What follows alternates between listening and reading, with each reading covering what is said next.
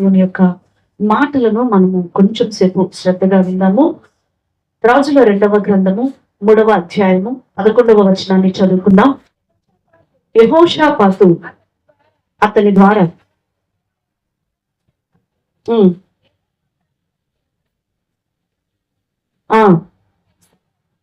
అంతటా ఇశ్రాయేలీల రాజు సేవకులలో ఒకడు ఏలియా చేతుల మీద నీళ్లు పోయుచూ వచ్చిన షాపాతు కుమారుడైన ఎలీషా ఉన్నాడు. చాలండి, ఇక్కడ ఒక మాట మనము గమనిస్తూ ఉన్నాం. ఎలీషా ప్రవక్త గురించి ఒక మాటని ఇక్కడ మనము గమనించినట్లయితే, ఎలీషా గారు ఏలియా చేతుల మీద నీళ్లు పోస్తున్నటువంటి పరిచర్య చేస్తున్నట్లుగా మనం చూస్తూ ఉన్నాం. వాస్తవంగా ఎలీషా గారిని మనం చూస్తే, ఎలీషాకి ఒక మంచి అరక, ఎద్దులు, పొలము దున్నుకోవటానికి చక్కని స్థితిగతులు తనకి బాగానే ఉన్నాయి.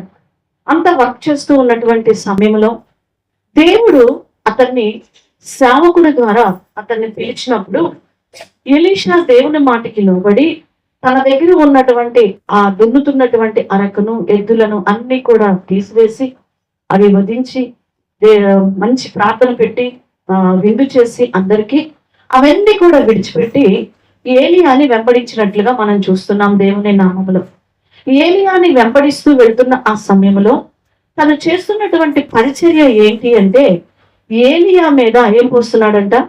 చేతుల మీద నీళ్లు పోస్తున్నట్లుగా చూస్తూ ఉన్నా. అంటే చేయి కడుక్కుంటుంటే వాటర్ పోయటం, తింటున్నప్పుడు అయిపోయిన తర్వాత ఆ చేతి మీద వాటర్ పోస్తూ ఉన్నటువంటి పరిచర్ని ఇక్కడ మనం చూస్తూ ఉన్నాం. ప్రియ సంగమా, ఈరోజు మనము మరి నేర్చుకుంటున్నటువంటి విషయం ఏమిటి అంటే, అంత గొప్ప ఎలీషా గారు, మరి అంత ఉన్నతమైన స్థితిలో ఉన్నటువంటి వ్యక్తి పరిచర్యకు పిలువబడినప్పుడు ఆఫ్టర్ ఆల్ ఒక చేతి మీద నీళ్లు పోస్తూ కొన్ని దినాలు ఆ పరిచర్య చేస్తూ వచ్చాడు అంటే, నిజంగా ఇక్కడ కూర్చున్న నేను కానీ, నిలబడిన నేను కానీ ఒక విషయాన్ని మనం గమనించాలి. అలాంటి పరిచర్యలు చేయగలుగుతావా? నిజంగా చేయగలుగుతావా అలాంటి పరిచర్య? నాకు ఇంత కష్టపడి ఇలా పిలిచి, నేను ఇంత బిజినెస్ మ్యాన్ని, మరి నాకు ఇంతమందిని మనుషులను పెట్టి నేను ఎంత పని చేపిస్తూ ఉన్నాను, ఇలాంటి నన్ను పిలిచి ఆఫ్టర్ ఆల్ నాకు ఈ చిన్న పని ఇస్తానికి నన్ను ఇంత పిలిచింది అని వెంటనే ఏమొస్తుంటది? కోపం స్పాట్ లో మానేసి వెళ్ళిపోతాం, విడిచిపెట్టి వెళ్ళిపోతాం. ప్రియమైన దేవుని బిడ్డలారా, ఈరోజు నీ జీవితంలో, ఈరోజు ఎలీషా ఏలియా కంటే కూడా గొప్ప పరిచర్య చేశాడంట. ఏలియా చేసినటువంటి అద్భుతాల కంటే డబల్ ఎలీషా చేశాడంట. అయితే ఇంత పరిచర్య చేసినాడు అంటే దానికి కారణం ఏంటంటే, ఎలీషాలో దాగి ఉన్న తగ్గింపు జీవితం. ఏ జీవితం అండి? తగ్గింపు జీవితం. ఎంత తగ్గించుకున్నాడు అంటే, దేవుడు తనని ఒక దినము చూచి హెచ్చించేంత వరకు, తన జీవితంలో దేవుడు తనని కరుణించి అభిషేకించేంత వరకు మౌనముగా దేవుడు తనకి సేవకుల ద్వారా ఇచ్చిన ఆ పరిచర్యలో తను ఎలా వెళ్తున్నాడంట? మౌనంగా వెళ్తున్నాడు. సంగమా, ఈరోజు నీ జీవితంలో కూడా నీ కుటుంబము, అందరి కుటుంబాలు హెచ్చింపబడుతూ వచ్చినాయి, అందరూ దీవించబడుతూ వచ్చారు, అందరి యొక్క భవిష్యత్తు బాగానే ఉంది. నా జీవితం ఎందుకు ఇలా ఉంది? నా కుటుంబం ఎందుకు ఇలా ఉంది? నేను ఎందుకు హెచ్చింపబడట్లేదు? నా బిజినెస్ ఎందుకు డెవలప్ అవ్వట్లేదు? లేకపోతే నా పిల్లలు ఎందుకు డెవలప్ అవ్వట్లేదు అని నీ జీవితంలో ఒకవేళ అల్లచడ చెందుతూ ఉన్నావేమో, ఈ ఉదయకాల సమయంలో దేవుడు చెప్తున్నాడు, ఎవరి జీవితంలో ఆ యొక్క తగ్గించుకునేటువంటి ఆ స్వభావము, దేవుని కొరకు ఎదురు చూసే స్వభావం ఉంటుందో, వారిని దేవుడు ఒక దినాన్ని ఏం చేస్తాడంట? హెచ్చింపులోనికి తీసుకొని వెళ్తాడని వాక్యం సెలవిస్తున్నది. మనం ఆరాధిస్తున్నటువంటి యేసుక్రీస్తు వారే ఈ భూమి మీదకి ఎందుకు వచ్చారు అంటే, మత్తయి సువార్త 20:28 చెప్పబడినట్లు, యేసు పరిచర్య చేయటానికి రాలేదు, కానీ పరిచారము చేయించుకున్నటకు కాదు, కానీ పరిచర్య చేయుటకు వచ్చాడట. పరిచారము చేయుటకు వచ్చాడట. అంటే మనకు పరిచర్య చేస్తూ ఉన్నాడు, మనకి పరిచర్య చేస్తున్నట్లుగా మనం చూస్తూ ఉన్నాం. మనుషుల్లో 2 రకాల స్వభావాలు మానవుల్లో కనిపిస్తూ ఉంటాయి. జనరల్ గా ఇవి ప్రతి మనిషిలో కూడా దాటుకుంటాయి. కొంతమంది మనుషుల్లో అవి బయటకు వస్తాయి ఒక్కోసారి, కొంతమంది మనుషుల్లో అవి బయటికి రావు, లోపలే ఉండిపోతూ ఉంటాయి. ఏంటి అని మనం చూస్తే ఒక మనిషిలో రెండు స్వభావాలు ఏంటి అంటే, ఒకటి, ఒక మనిషి ఎప్పుడు కూడా కీర్తి కాంక్ష అనేటువంటి మనసు కలిగి ఉంటాడు. అంటే ఒక మంచి పేరు ప్రతిష్టలు కావాలి, నేను ఒక పేరు ప్రతిష్ట, మంచి జాబ్ చేసి ఒక మంచి పేరు ప్రతిష్టలు నేను సంపాదించాలి, ఒక మంచి పేరు, నాకు ఒక మంచి కీర్తి నేను కలుగ చేయాలి అనేటువంటి ఒక దాన్ని ఏమంటారంటే ఒక తపన ఒక మనిషిలో కనిపిస్తూ ఉంటుంది. రెండవది, ఆ మనిషిలో కనిపించే మనసు ఏంటి అంటే పెత్తనం చేసేటువంటి మనసు కనిపిస్తూ ఉంటది ప్రతి మనిషిలో. ఒక మనిషికి అవకాశం వచ్చింది, ఒక మనుషులకి, కొంతమంది మనుషులకి అవకాశము రాదు, అంతే తేడా ఏమీ లేదు. ప్రతి మనిషిలో కూడా ఈ రెండు లక్షణాలు మనకు కనిపిస్తూ ఉంటాయి. చాలా వరకు ఈ రెండు లక్షణాలు కనిపిస్తాయి. ఏంటి ఆ లక్షణాలు చెప్పండి? కీర్తి కాంక్ష కావాలనేటువంటి మనసు, రెండు వ్యాకరణం చేసేటువంటి మనసును. ప్రియమైన దేవుని బిడ్డలారా, ఫిలిప్పీలకు రాసినటువంటి పత్రికలో ఈ కీర్తి కాంక్ష అంటే పేరు ప్రతిష్టతలు నీకు కావాలి, నిజమే, మంచిదే, నీకు పేరు ప్రతిష్టతలు కావాలి, మంచిగా నీ పిల్లలు ఉన్నత స్థితిలో ఉండాలి, అవన్నీ కావాలి అంటే నువ్వు చేయాల్సిన పని ఏంటో తెలుసా? ఫిలిప్పీలకు రాసిన పత్రిక 2:7 మనుషుల పోలికగా పుట్టి దాసుని స్వరూపమును ధరించి తనను తానే రిక్తునిగా చేసుకో. అంటే యేసుక్రీస్తు ప్రభువారు మానవుడిగా పుట్టి దాసుని స్వరూపాన్ని ధరించి తనను తాను ఏం చేసుకున్నాడంట? రిక్తులుగా, అంటే తగ్గించుకున్నాడు. ఈరోజు కీర్తి కొరకు నువ్వు పరిగెత్తొద్దు, పేరు కొరకు నువ్వు పరిగెత్తొద్దు, దాని మీద నువ్వు మనసు పెట్టుకోకు. ఎప్పుడైతే నిన్ను నీవు రిక్తులుగా, అంటే తగ్గింపు కలిగి మనం ఉంటామో ఒక స్థలములో, నువ్వు చేస్తున్న ఉద్యోగం దగ్గర, నువ్వు ఉంటున్న కుటుంబంలో, అత్తగారి ఇంట్లో ఉంటున్నావా, లేకపోతే ఇంకెక్కడైనా ఉంటూ ఉన్నావా, లేకపోతే సంఘంలో ఉంటూ ఉన్నావా, ఎక్కడైనా ఏ స్థలంలో, ఎనీబడి కీర్తి కొరకు, కీర్తి కాంక్షల కొరకు నువ్వు పరిగెత్తద్దు. ఈరోజు దేవుడు నిన్ను తగ్గించుకోమంటున్నాడు. యేసుక్రీస్తు ప్రభువారే ఏ స్వరూపం వచ్చాడు, తగ్గించుకున్నాడంట? దాసుని స్వరూపాన్ని ధరించుకున్నాడు, దాసుని అని తగ్గించుకుంటూ ఉన్నాడు. ప్రియమైన దేవుని బిడ్డలారా, కొరింథీయులకు రాసిన మొదటి పత్రిక 4:13 కొంచెం త్వరగా చదువుతాం. కొరింథీయులకు రాసిన మొదటి పత్రిక 4:13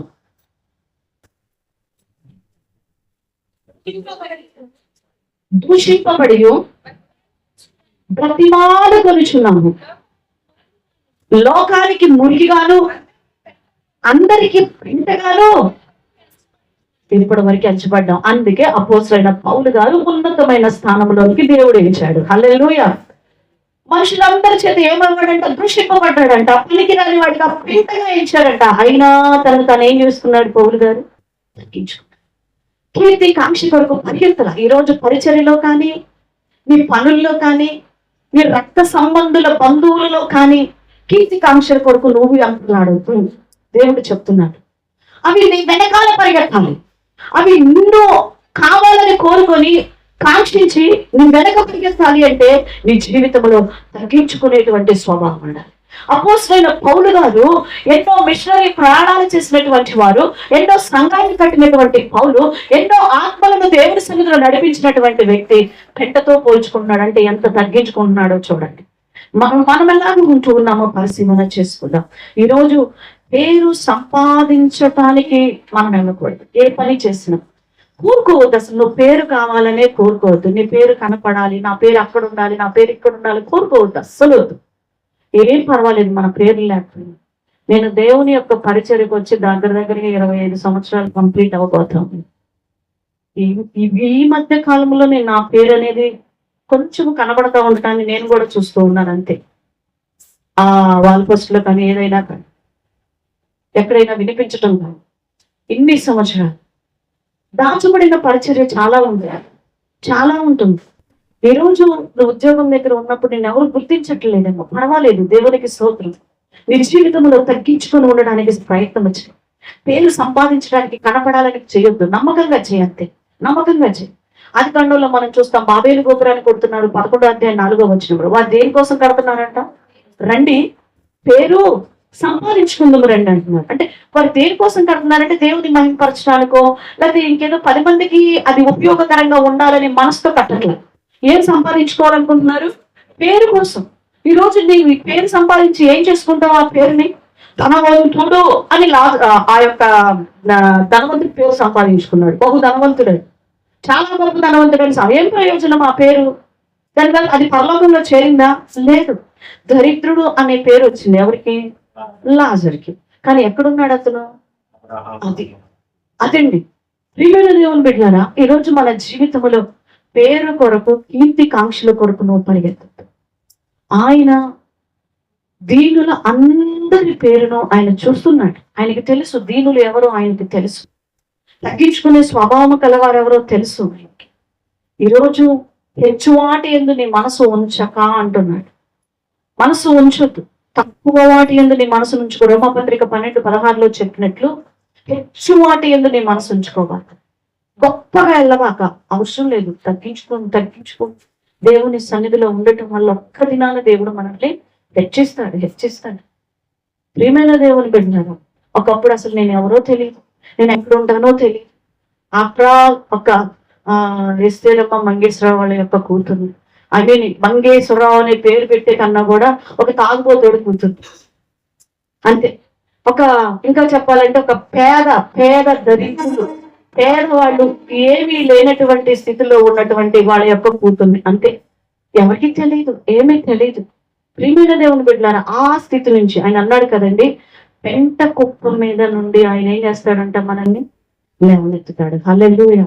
అయితే కీర్తి కాంక్ష అనే మనసు నీలోకి వస్తున్నదేమో, ఆ మనస్సు యేసు నామములో లయమగును కాక. యేసు క్రీస్తు ప్రభువారి వలె సిలువ వేయబడిన మనసుతో పేరు కొరకు మనము పరిగెత్తక, ప్రభువు మహిమ కొరకు మనం పరిగెత్తుదుము కాక. అప్పుడు ఆటోమేటిక్ గా నీ వెనక పేరు వెతుక్కుంటూ వస్తుంది. పేతురు ఏం పని చేసేవాడండి? చేపలు పట్టేవాడు. చేపలు పట్టే పేతురు ఒకప్పుడు చేపలు పట్టా అలా పేదలు వేస్తాడు పో చేపలు అని మాత్రమే తెలుసండి. కానీ మరి ఒక ఉన్నత ఉద్యోగ పదవిలో ఉన్నటువంటి కొరినేలి అతను సైతము పేతురు ఎక్కడున్నాడా అని వెతుక్కుంటూ తన దాసుల్ని పంపించాడు. పలానా పేతురు గారంటండి, సీమోను పేతురు గారంట, ఎక్కడో సీమోను ఇంట్లో ఉన్నాడంట, ఎక్కడండి అని ఆయన పేరుని అడుగుతూ వెతుక్కుంటూ పోయారండి. దేవునికి మహిమ కలుగును గాక. హల్లెలూయా. ఈరోజు కీర్తి నిన్ను వెతుక్కుంటూ వచ్చును గాక. పేరు ప్రతిష్టతలు నిన్ను వెతుక్కుంటూ వచ్చేంత వరకు తగ్గింపు స్వభావంతో మనం ముందుము గాక. రెండవ మనసు, మానవుల్లో ఉండే రెండవ మనసు ఏం మనసు అంటది? పెత్తనము చేసే మనసు. ఏం మనసు అంటది? పెత్తనము మనసు చేసే మనసు. చూడండి లూకా సువార్త 22వ అధ్యాయం 24 నుంచి 25-26 3 వచనాలు చదవండి. లూకా సువార్త 24, 25, 26.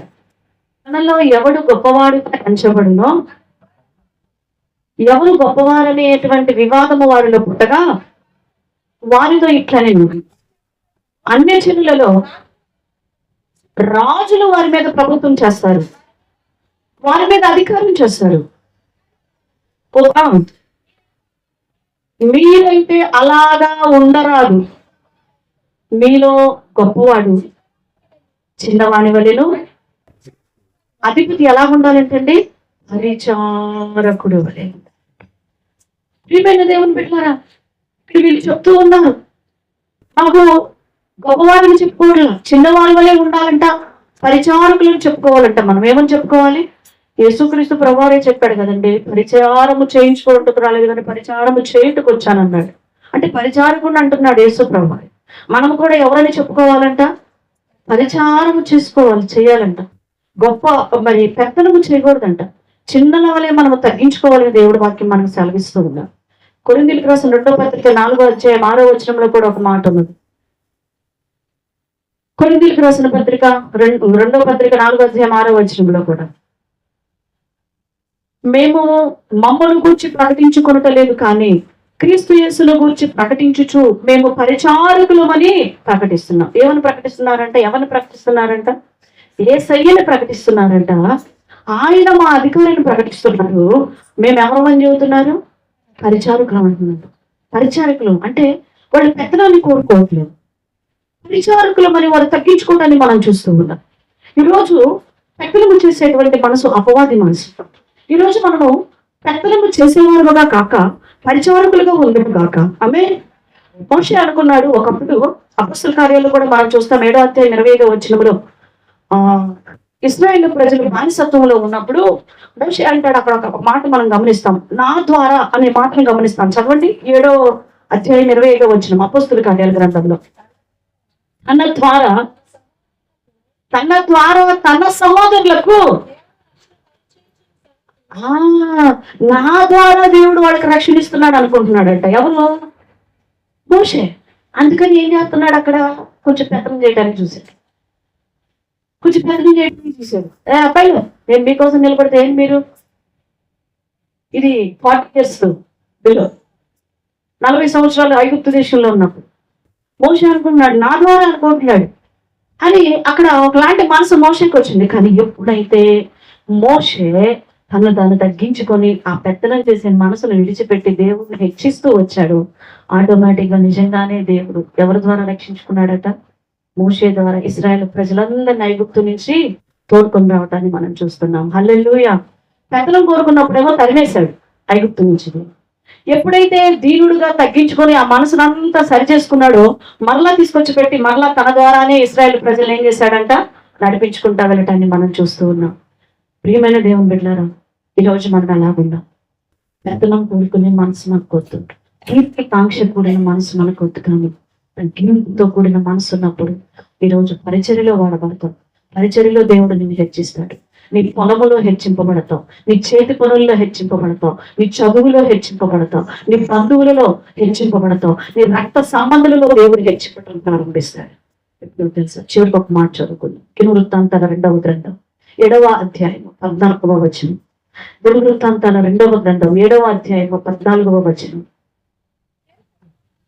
నా పేరు పెట్టబడిన నా జనులు తమను తాము తగ్గించుకొని ప్రార్థన చేసి నన్ను వెతికి, చూడండి, నన్ను వెతికి తమ చెడు మార్గములను విడిచిన ఎడల ఆకాశము నుండి నేను వారి ప్రార్థన విని వారి పాపములను క్షమించి హల్లెలూయా వారి దేశమును స్వస్థపరచుదును. అంటే ఆశీర్వాదములు ఇస్తున్నాడు దేవుడు నీ జీవితం. నీ పాపములకు క్షమాపణ దొరుకుతుంది, నీకు ఆశీర్వాదాలు దొరుకుతున్నాయి అని దేవుని వాక్యం సెలవిస్తా ఉన్నది. ఎప్పుడంట? తమను తాము తగ్గించుకొని ప్రార్థన చేసినప్పుడు. ఈరోజు మన సహవాసములు ఇలాంటి హెచ్చించుకునే మనసు మన జీవితాల్లో ఉండకుండా తగ్గింపు స్వభావము కలిగి మనందరము జీవించుదుము గాక. ఆమేన్. పెద్దలము కోరుకునే మనసు మనకొద్దు, కీర్తి కాంక్షల కొరకు పరిగెత్తే మనసు మనకొద్దు. అది మనం ఏ స్థలంలో ఉన్నా సరే, మన బిడ్డలు ఉద్యోగాలు చేస్తున్న చోట, మన బిడ్డలు చదువుకుంటున్నటువంటి చోట, మీ యొక్క పురుషులు పనులు చేస్తున్నటువంటి చోట, మీ స్త్రీలు పనులు చేస్తున్నటువంటి ప్రతి చోట కూడా దేవుడు వారిని హెచ్చించును గాక. ఆమేన్. వారిని హెచ్చించున్నట్లుగా మన జీవితంలో మనం ఏం నేర్చుకున్నామండి? తగ్గించుకునేటువంటి స్వభావమును మనం కలిగి ఉందము గాక. ఆమేన్. ఈరోజు దేవుడు మన జీవితంలో గొప్ప కార్యాలు చేయనట్లుగా తగ్గింపు కలిగినటువంటి జీవితమును దేవుడు మనకు అనుగ్రహించినట్లుగా ప్రార్థన చేస్తున్నాం. అందరం కూడా మోకరిద్దాం. ప్రతి ఒక్కరు కూడా దేవుని సన్నిధిలో మోకరించి ప్రార్థన చేసుకుందాం.